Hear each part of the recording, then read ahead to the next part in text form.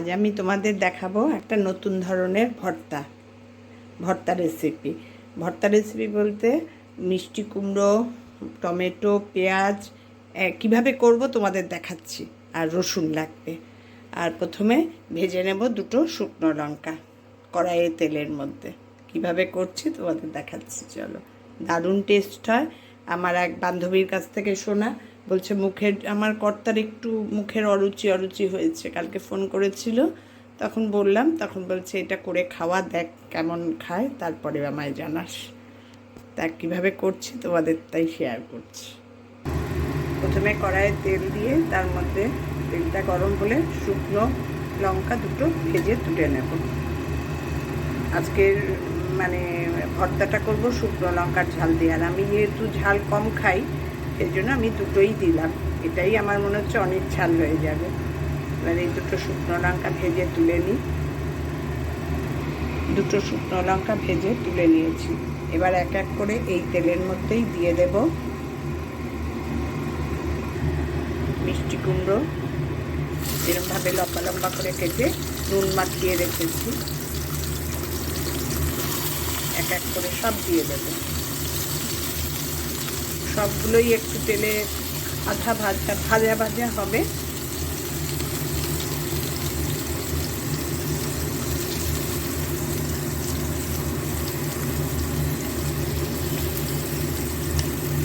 দিয়ে দেবো তিনটে কেটে রেখেছি টমেটো,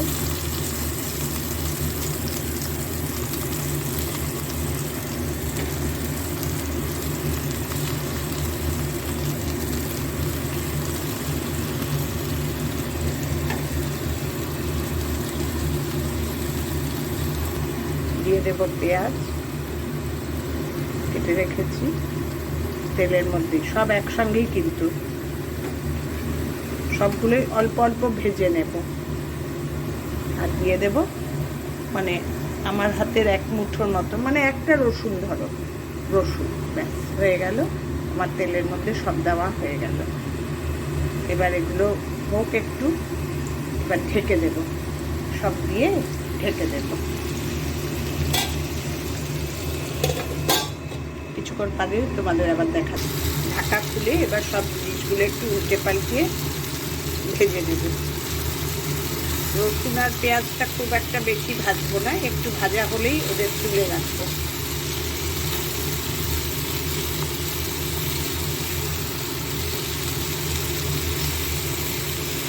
আর টমেটোগুলোও ভালো সিদ্ধ হতে হবে, আর মিষ্টি কুমড়োগুলোও ভালো ভাজা হতে হবে। এই আর আবার ঢেকে দেবো। এরকম একটু উল্টে পাল্টে মিষ্টি কুমড়োগুলো উল্টে পাল্টে দিয়েছি, আর পেঁয়াজ রসুনগুলো একটু নাড়িয়ে চালিয়ে দিয়েছি। এগুলো একটু আর একটু ভাজা হবে, তুলে নেব। আর পাশে একটা কড়াইয়ে বসিয়ে দিয়েছি তেল, ওটার মধ্যে আবার আলাদা করে বেগুন ভাজবো। এটাতে আলাদা করে বেগুন ভাজবো। বেগুনটাও ঢেকেই ভাজবো, খুব একটা কড়কড়া ভাজবো না, সিদ্ধ টাইপের ভাজা সেরকমই হবে। পেঁয়াজ রসুনটাও দেখো এরকম অর্ধেক ভাজা হয়েছে, তুলে নিয়েছি।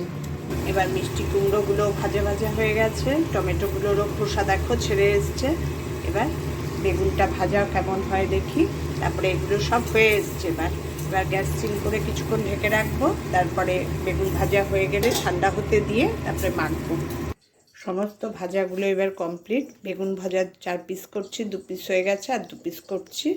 এবার টমেটোগুলো সব খোসা ছাড়িয়ে, এখানে পেঁয়াজ ভেজে রেখেছি, এখানে ধনেপাতা ছাড়িয়ে রেখেছি, সব একসঙ্গে করে মাখবো। মাখার সময় তুমি কাঁচা পেঁয়াজও দিতে পারো, আমি আর কাঁচা পেঁয়াজ দেবো না, ভাজা পেঁয়াজ দিয়েই মাখবো। আর নুন দেওয়ার ব্যাপার নেই, সব কিছুতেই নুন আছে। বেগুনেও নুন আছে, মিষ্টি কুমড়োয় নুন আছে, টেয়াজও ভেজেছি একটু নুন দিয়ে, কাঁচা নুন আর দেবো না। এবার মাখছি কীভাবে দেখাচ্ছি। সমস্ত ঠান্ডা হতে দিয়েছি, হাত দিয়ে চটকে মাখবো। তো দেখো টমেটোর সব খোসা ছাড়িয়ে নিয়েছি, কড়াই থেকে বের করে ফেলেছি। এক্সট্রা তেলও দেবো না, কড়াইয়ে ছিল টমেটোর জল আর বেগুনের জল, মিষ্টি কুমড়ার জল সব কিছু মিলিয়ে এবার এগুলোকে চটকে মাখবো। দারুণ স্বাদের একটা ভর্তা তৈরি হয়ে যাবে। আর ভর্তাটা মাখছি, প্রথমে শুকনো লঙ্কাগুলো আগে ভালো করে গুঁড়ো করে নিই, খড়খড়া করে গুঁড়ো। দেখো একদম এত সুন্দর ভাজা হয়েছে। আমি ঝাল বেশি খেতে পারি না, তাই কাঁচা লঙ্কার জন্য দিইনি, শুকনো লঙ্কা দিয়েছি বলে। এবার সব এগুলোকে হাত দিয়ে চটকে চটকে ভালো করে মেখে নেব। আমার একটু গরম গরম আছে, তাই একটু আস্তে আস্তে মাখছি। এভাবে চটকে চটকে মেখে দারুণ স্বাদের একটা ভর্তা বানিয়ে ফেললাম। তোমরাও এইভাবে একবার খেও, দারুণ লাগে খেতে। আমার খেয়ে ভালো লেগেছে বলেই ভাবলাম দারুণ তো, একটু ধনেপাতাও দিয়ে দিলাম। ধনেপাতা না থাকলেও সমস্যা নেই, তুমি ধনেপাতা ছাড়াও করতে পারো। ধনেপাতা দিলে ভর্তা দেখো এইভাবে চটকে চটকে ভালো করে মাখতে হবে। যত মাখাটা ভালো হবে তত টেস্ট বেশি হবে। তুমি কাঁচা পেঁয়াজও দিতে পারো, আমি আর কাঁচা পেঁয়াজ দিলাম না, ভাজা পেঁয়াজ আর রসুনটা দিয়েই মাখলাম। তাহলে আমার ভিডিওটা আজকে এখানেই শেষ করলাম ভর্তা দেখিয়ে। তোমাদের ভালো লাগলে লাইক কমেন্ট শেয়ার করে দিও, আমার চ্যানেলটা সাবস্ক্রাইব করে নিও। রোজ এক মাছ মাংস ডিম ভালো লাগে না, মাঝে মাঝে এরকমও খেতে ইচ্ছা করে, তাই না?